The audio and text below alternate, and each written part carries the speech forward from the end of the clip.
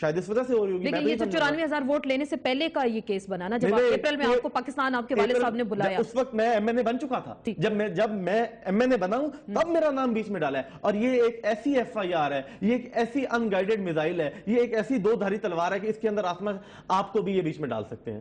یہ مجھے بھی ڈال سکتے ہیں, یہ کسی کو بھی بیچ میں ڈال سکتے ہیں. اچھا کہ آپ بھی اپنی ڈریم میں ملوث ہیں. ایک اور چیز دیکھیں, اس چلان میں یہ پہلا چلان انہوں نے جمع کرایا جس میں انہوں نے ڈاکٹر رشید جمعہ کو ملزم بنا دیا کہ ہماری اس تفتیش میں ڈاکٹر رشید جمعہ جو کمپٹنٹ اتھارٹی ہے, جس نے یہ دیا ہے, جس کو یہ پتا ہے کہ ایفیڈرین کا کیا استعمال ہو سکتا ہے, ایفیڈرین کتنی لیتھل چیز ہے اگر تو یہ کہتے ہیں.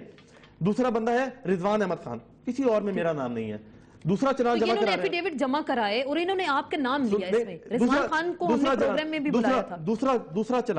دوسرے چلان میں بھی رضوان خان ڈاکٹر رشید جمعہ ملزم. تیسرا چلان, آج تک انہوں نے 13 مہینے میں 3 چلان جمع کرائے, رضوان خان, ڈاکٹر رشید جمعہ, اور آج وہ دونوں کدھر ہیں؟ آج وہ دونوں وعدہ معاف گواہ ہیں اور وہ اپنے گھروں میں بیٹھے ہوئے ہیں.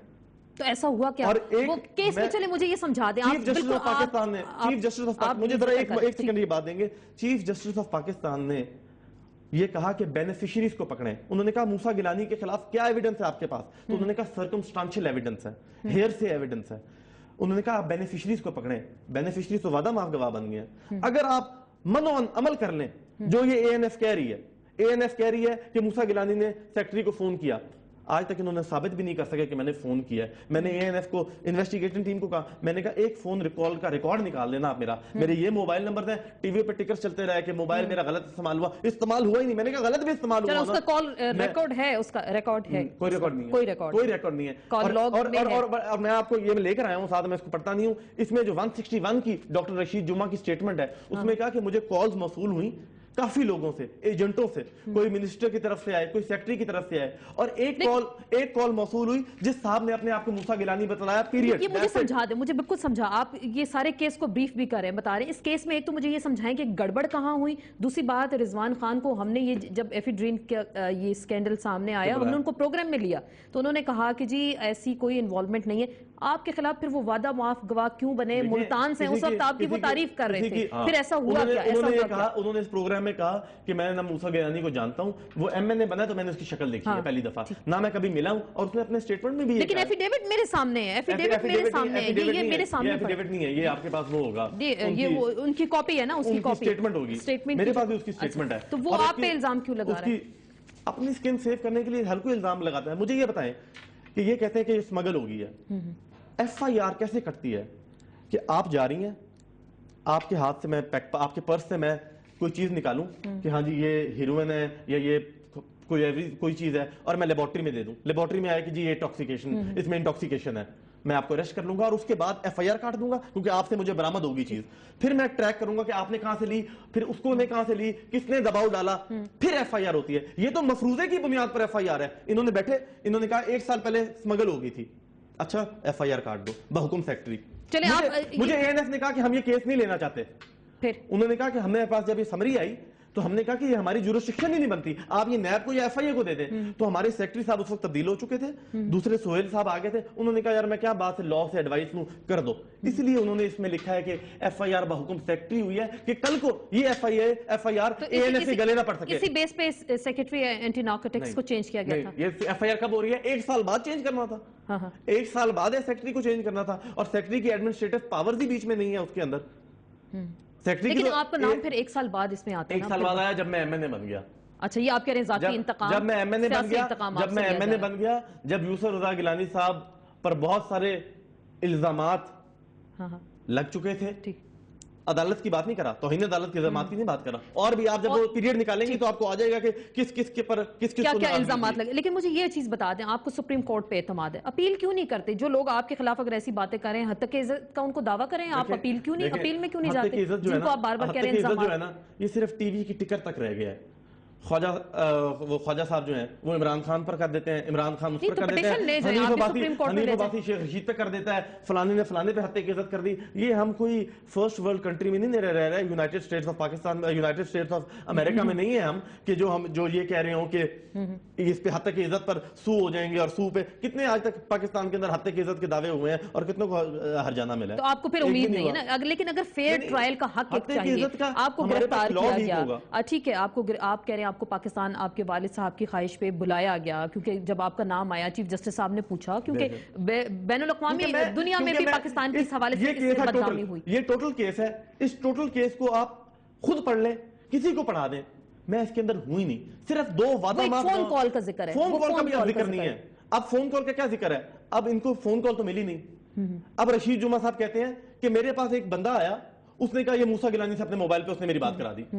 یہ مطلب وہ دفتر میں بیٹھا ہوا تھا, ایک بندہ آیا, اس نے کہا جی موسیٰ گیلانی صاحب سے بات کریں, اس نے میرے سے بات کی, اس نے کہا جی ٹھیک ہے سر میں ابھی آپ کو 6000 kg دے دیتا ہوں. یہ توقیر شاہ کون ہے پھر آپ کی انفارمیشن کے مطابق؟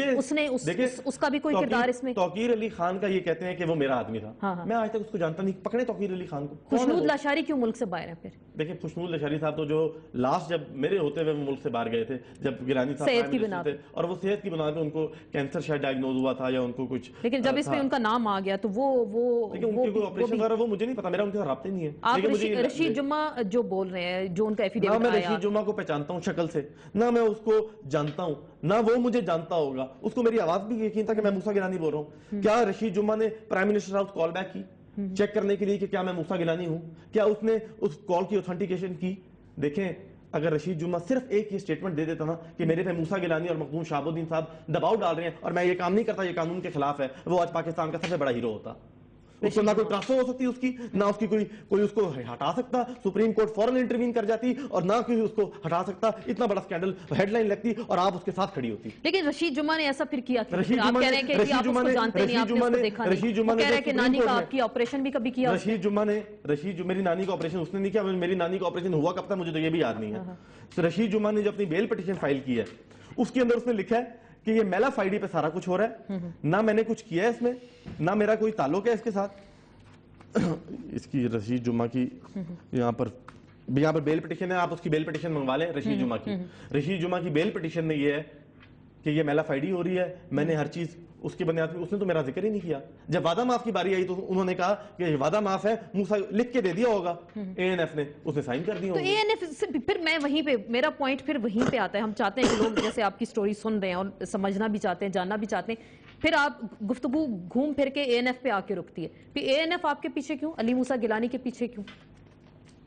بتاتا ہوں ANF صحیح وجہ بتائیں, چلیں صحیح وجہ بتائیں کہ ANF آپ کے پیچھے کیوں پڑ گئی.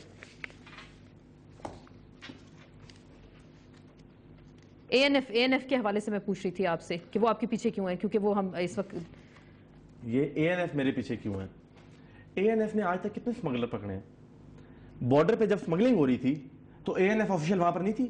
کتنے افسر سسپینڈ ہوئے ہیں آج تک, کتنے افسروں نے جب یہ سمگل ہوئی تو کتنے انہوں نے بارڈر پہ سیکیورٹیز والوں کو پکڑا. انہوں نے اپنے کسی بندے کو, جتنے رضوان خان کا آپ کے پاس اگر بیان ہے تو وہ پڑھ لیں ذرا, اس میں لکھا ہوا ہے کہ میں یہ آ گیا, افتخار خان بابر نے ایفیڈرین کی فروخت کے لیے کاکا خان سے رابطہ کیا تھا جو بلوچستان کا رہنے والا ہے. ہم نے اکٹھے ہوٹل میں ملاقات کی جہاں افتخار بابر نے ایفیڈرین کو بلوچستان بھیجتے اور رقم کی وصولی کے معاملات اس سے طے کیے. دوران ملاقات کاکا خان نے بتایا کہ اس کے کچھ دوست جن میں سے ابراہیم خان, محمد اخلاص, جن کے نام مجھے یاد ہیں, وہ کاکا خان کے ساتھ مل کر یہ کام کرتے ہیں اور ان کے دفاتر مختلف شہروں میں ہیں جو کہ وسیع پیمانے پر ایفیڈرین سمگل کر رہے ہیں. اس نے مزید بتایا کہ ایفیڈرین کوئٹہ سے براستہ تافتان ایران سمگل ہوتی ہے.